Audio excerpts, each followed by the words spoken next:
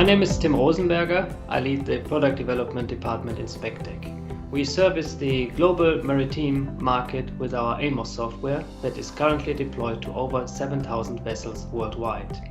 We work together with instinctools on our digital transformation projects as well as on the maintenance of our legacy applications.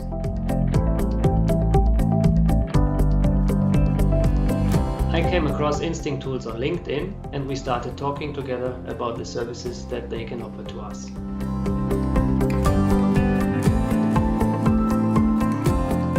Yes, I'm satisfied with instinctools as a technical partner, and so far they have contributed successfully to our projects.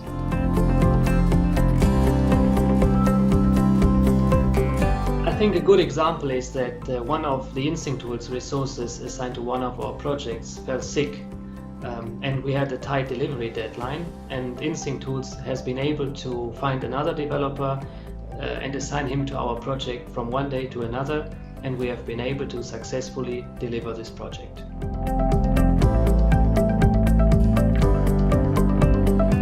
So far I have been impressed by the available skill sets, the flexibility to ramp up resources quickly, and the scalability to extend development teams on short notice.